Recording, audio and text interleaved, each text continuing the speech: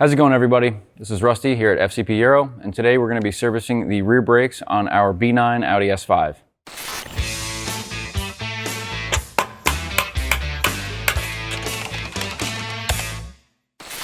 So, in front of me, we have the 034 Motorsport Kit. This is a rear brake upgrade. It's a direct factory replacement.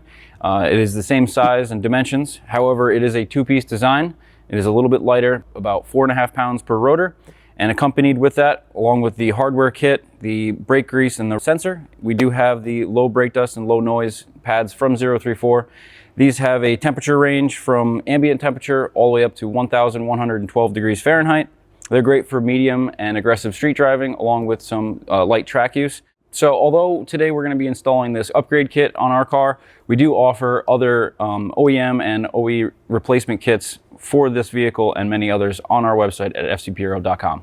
So there is no exact service interval for when you will need to replace your brakes. It's all based on driving style, and you kind of want to keep an eye on your brake pad depth as well as the rotor's wearing. But generally, the brake pads wearing out is a good sign that you'll need some new brakes. Along with noise, you may get some squealing if the brakes have overheated. You may get grinding noise if they're really low. And to avoid that grinding noise, I generally suggest the brakes be replaced when the brake pad material matches the depth of the backing plate. That being said, when you're at about 4 to 5 millimeters of brake pad material, it's good to start considering replacement, if not replacing it at that time, to alleviate any issues down the road. When the brakes do tend to wear out, as they do get low, you can start to have issues with calipers if they get low enough that they are starting to create some grinding noises. So it is good to keep an eye on your brakes as you're maintaining your vehicle during oil services. Just get a good look at your brake pad depth so you know where you're at. Now that we've gone over the parts in front of me, let's talk about the tools you'll need to replace them. All right. So, in order to perform the rear brake service on your B9 Audi, first things first, you will need a scan tool, not necessarily this one. However, this is the one we'll be using in today's video. But in order to retract the rear parking brake, you will need a scan tool to perform that reset and ensure that you have no faults after performing the service. In order to remove the wheel, you'll either need a breaker bar or an impact gun along with a 17 millimeter. And then the 13 millimeter for the brake caliper guide pin bolts and something to counterhold it with. As you'll see in this video, I did modify a 17 millimeter wrench, slightly grinding it so it is a little bit thinner in order to get onto the guide pins. You can simply use a pair of channel locks as well to hold that pin in place while you're removing that. You'll notice that I did use a couple of wheel hangers to hang the wheel, make my life a little bit easier with reinstallation. You'll need a T30 for the rotor screw. You'll need an 18 millimeter for the caliper carrier. You will need a device to retract the caliper as well. And you may find it helpful with a small pocket screwdriver and or a panel tool to release some of the harnesses and clips for the brake wear sensor. You'll also notice that we have a grinding wheel or a wire wheel attached to a drill. You could also use a wire brush or some Scotch-Brite sandpaper, something to remove the rust under the rotors rather. I have a small pry bar here to remove the caliper once you've released the guide pin bolts, and I have 2 torque wrenches here. The reason we have 2 is that the rotor screw is at 8 Newton meters and the caliper carrier bolts are 100 Newton meters plus 90 degrees. So not only will you need something with leverage, you'll need something that also goes quite small. And then we also have a caliper hanger, something to just keep the caliper out of your way from getting damaged and to keep it from hanging on that brake hose. We also have a small hammer, some brake clean, and then obviously somehow to pick the vehicle up, whether it be a 2-post lift like we'll be using today or a jack and jack stands. So with that said, let's go ahead and get started. All right, so unlike most brake jobs, we do have to use a scan tool in order to retract the rear parking brake calipers. So get your scan tool hooked up, scan the vehicle, go into the brakes control module as we already have this queued up. Once you get into the brakes control module, you will want to go into the basic settings. Through the basic settings menu, whether you're using this scan tool or another one, the wording may be different, but you're going to want to look for something similar to start lining change mode, which is how this is described. Lining being the brake lining and start being before doing the job. There's also a finish lining change mode, which is replacing the brakes and finishing up at the end. So we're going to go ahead and select start line changing mode. And when you hit start, you should audibly hear the calipers retract for a few seconds. So and you can hear that stop. You'll get an audible note on the dash, basically stating that there's a parking brake malfunction, but that is because we just reset them with the scan tool. So just go ahead and hit stop and shut the vehicle off. You can leave everything as is, unplug this to not drain your battery while you're doing the job. But now we can safely retract the parking brake calipers as normal. So with that said, let's go ahead and start replacing the rear brakes. So the factory recommendation is to remove the wheels prior to retracting the parking brake. We were able to hear the parking brakes retract, and we were able to confirm that the parking brakes were retracted. But when you're doing it, you may want to have the wheels removed and take a pry bar and push the caliper out, and we'll show you that in a minute when we have the wheel off, just to ensure that your parking brakes have been correctly retracted. So with the factory lug cap puller, go ahead and remove your lug caps covering the 17mm bolt holding your wheel on. And either with a breaker bar or an impact gun and a 17, go ahead and start removing your wheel. I'm going to be using a wheel hanger to make sure I don't damage the wheels on removal or scratch the calipers. And now before you take anything apart, take a pry bar, go underneath the pad, and just push down on the pry bar, pulling the caliper towards you, and then that will let you know if the caliper has been retracted or not. Yep, that's actually starting to free up. And you'll notice once you pull back on the caliper a little bit with a pry bar, you will have a little bit of free play on that caliper, indicating that that caliper has been retracted. And once you get that separated, you can use a piston tool to retract that. All right, once you've ensured that the parking brake has been retracted, before we take anything apart, it is good practice to kind of clean everything up and get some of this brake dust down and away before you start taking everything apart. Just have a garbage can below.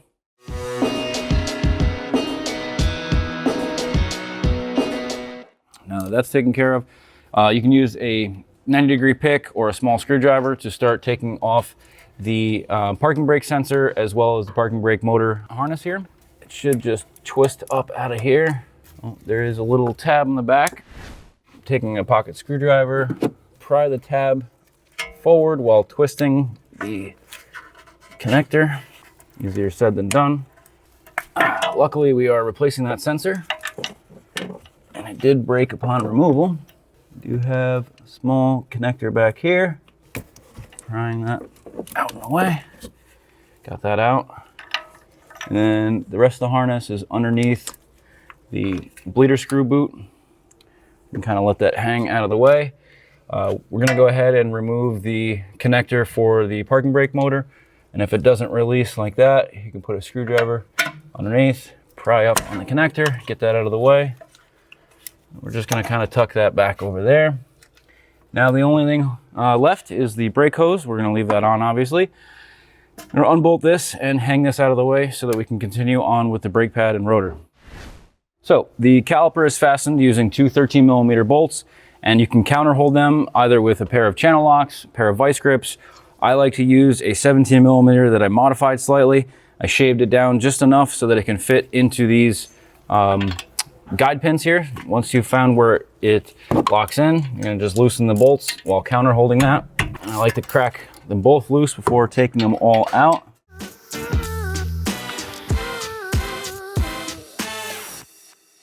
And since we had already taken a pry bar and released the caliper, you notice it's fairly loose to remove. This makes it a lot easier to wiggle it off and set it off to the side.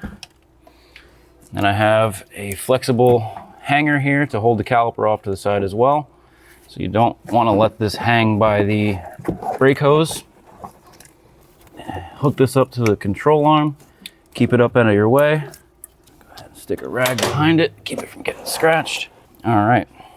Now we can go ahead and remove our pads, just wiggle them out of place. You may have to pivot them slightly. These weren't terribly used, but we are gonna go ahead and replace them anyway. And just note that the inner pad is the one where the sensor was, so upon reassembly, make sure you're putting that pad with the little notch on the inside there. All right, now we're gonna take our wheel hangers out. And once you've removed the brake pads, we're gonna go ahead and remove the brake caliper carrier. There's two 18mm bolts on the back side of it, and they are fairly tight, so make sure you have a ratchet with some leverage or some sort of an extender on your ratchet. And it is an 18mm.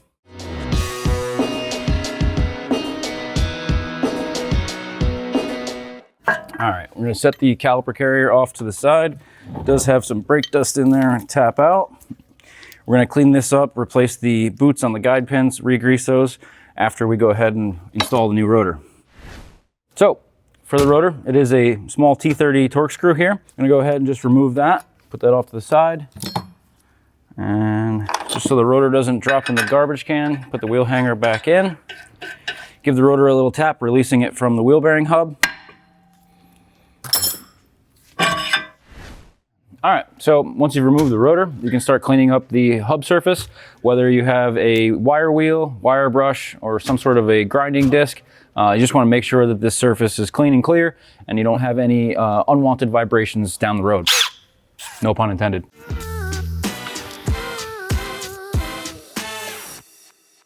That's pretty good. Again, you just want to make sure that any major rust buildup has been removed, and when the rotor off, it's a good time to clean up the little tangs where the wheel sits. That way that the wheel can sit nice and flush as well. So we are ready to go ahead and reinstall our rotor. First, we're going to clean up some of this brake dust you see on this backing plate here, as well as the inside of the caliper.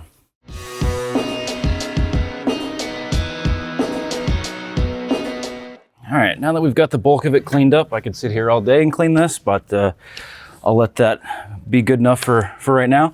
We're gonna go ahead and install our 034 rotor. It's good to note that each of these new rotors, although the factory ones are not directional, these rotors are directional. So when you're installing them, there'll be a directional arrow basically pointing towards the front of the car as the tire is rotating clockwise.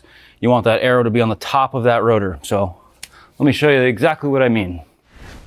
So you can see here on the outside of the rotor, these vents on the inside of the disc here are actually angled backwards. That is to release some of the air out of the center of the rotor.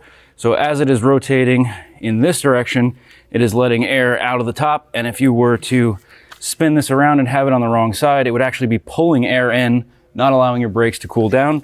So please pay very close attention to the direction of travel when installing your new rotors.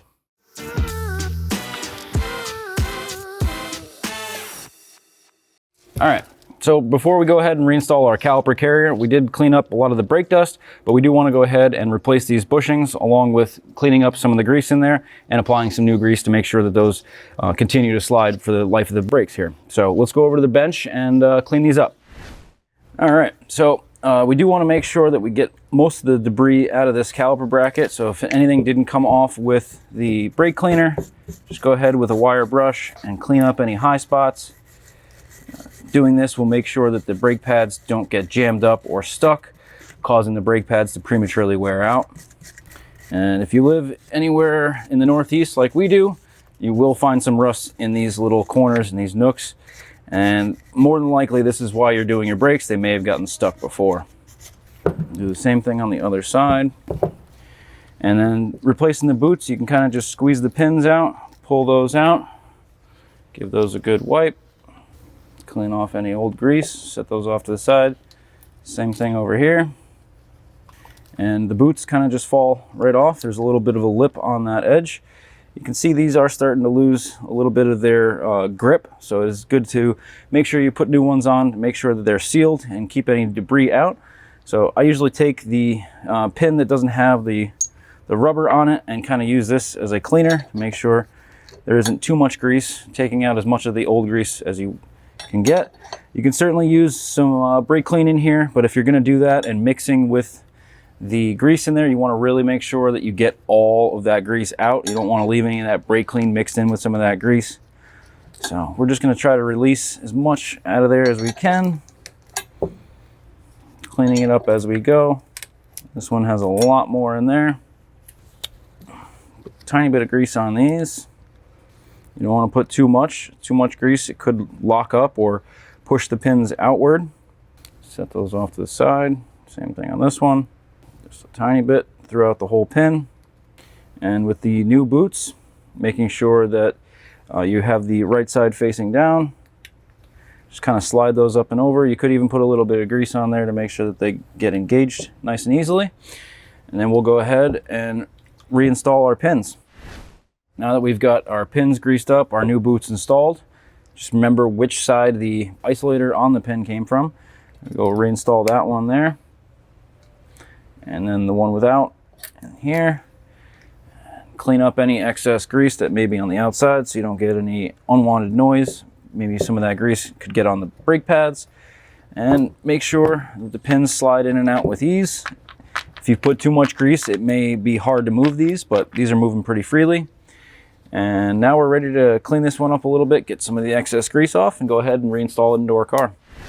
So we do have the replacement bolts. These are one-time use, as the torque spec on these is 100 Newton meters plus 90. With that added angle on there, that is why we were replacing the bolts.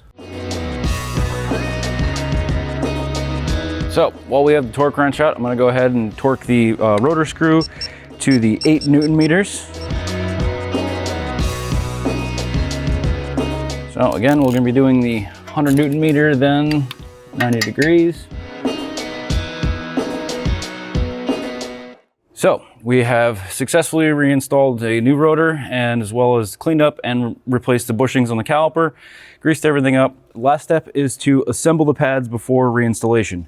They do come with these 3M shims, where we do need to remove some of the sticker material here to install these shims. Doesn't really work with gloves on, but I was able to do it. I would like to note that the dimple on these shims should be facing towards the caliper, sitting in this recessed portion of the brake pad. So make sure you line up these two pins, and then we can peel this once we've installed that, because you will need to press those in. But again, we just need to install those on both of the brake pads.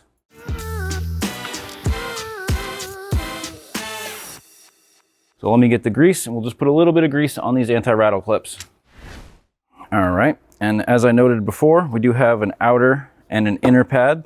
The inner pad has this little U shape on the center of the brake pad, and that's the one where the sensor is going to go. So make sure you install this on the inside of the brake caliper.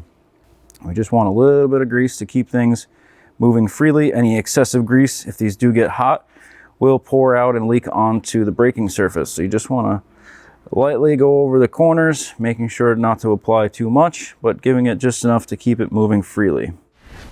Just like to make a note, when you install these clips are going to be facing towards the center of the car, so you kind of have to roll them with the clips touching the caliper bracket first to get them to compress slightly.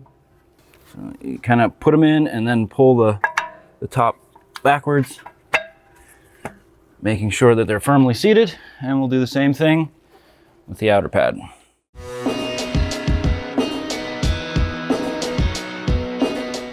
All right, if you haven't already, now's a good point to depress your brake caliper. We've already got the pads installed, so I'll slide this in here.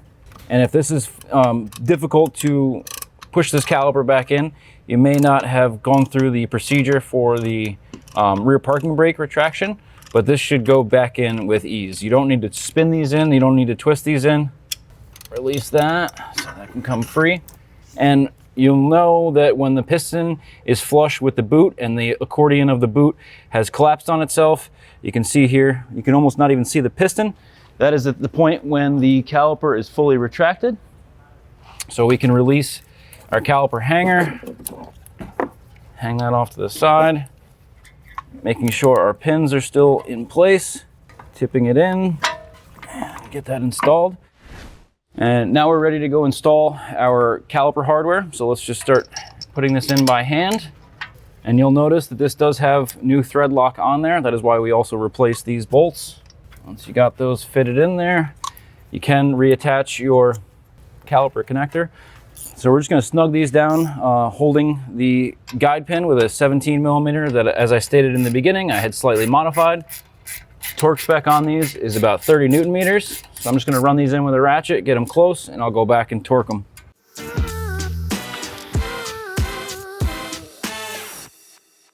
And then last but not least, before we move on to the other side, we do still have to reinstall the brake pad wear sensor. So we'll go ahead and attach that in.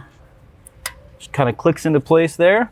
And it also is fed under the bleeder screw cap.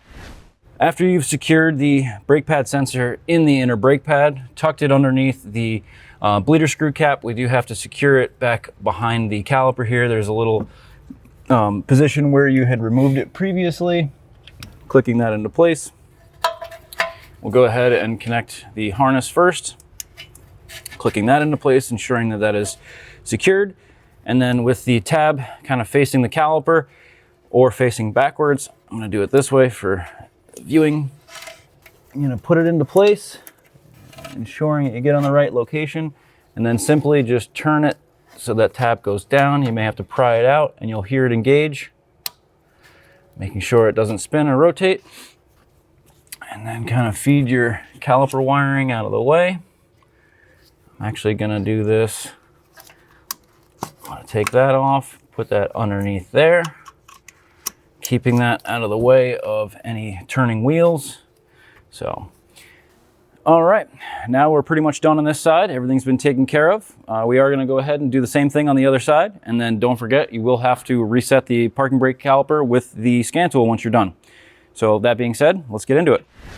All right, now that we've gone ahead and replaced the pads and rotors and cleaned everything up, before you reinstall your wheels, it is a good point to go ahead and set your scan tool back up and reset those calipers, making sure that any of the connectors that you may have removed are reinsured that they're connected, and then also making sure that you have no faults before reinstalling your wheels and going for your test drive. So we have the scan tool hooked up. We're going to get into it now and just go back into the brake module. There'll be a end brake lining change mode. We'll be doing that. You'll notice that when you start the vehicle up, you'll have some errors on the dash as well as some errors in the brake control module. Once the vehicle is done fully scanning, we can go back into the brake control module. It's almost there. But you're going to get that same audible sound where you'll hear the parking brake spin and turn for about 5 to 6 seconds. And then after that, we'll be doing the basic settings on the parking brake just to ensure that everything still operates and that the parking brake can be engaged after doing the brakes. So go back into your brake control module, go into basic settings. I'm going to go end line changing mode.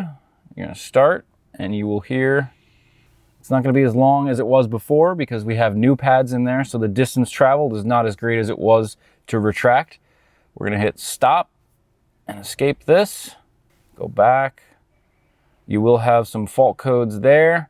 If you hold your foot on the brake, apply the parking brake, disengage that, do that 2 to 3 times, and that is manually doing the basic settings on that.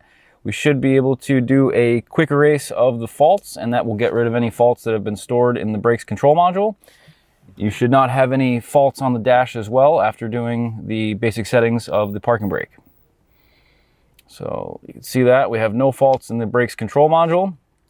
We are ready to go reinstall our wheels, torque them up, and road test the vehicle and perform the braking procedure. Get out of the scan tool. There we go. All right, once you've made sure you have no faults after retracting the calipers and everything is good to go, let's go ahead and reinstall these wheels.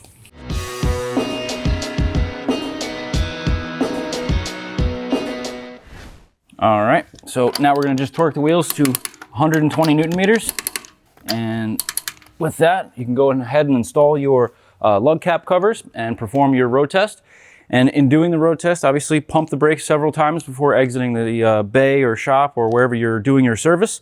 And follow the instructions for the bed-in procedure. It is imperative to make sure that the brakes wear in correctly and don't have any future noises by following that bed-in procedure. And again, if you enjoyed today's video, please hit that like button. If you have any questions, comments, or concerns, please drop them in the comment section below. And we will have plenty more DIYs coming on this vehicle and many more. So please hit that subscribe button. And I hope you guys enjoyed this, and we'll catch you on the next one.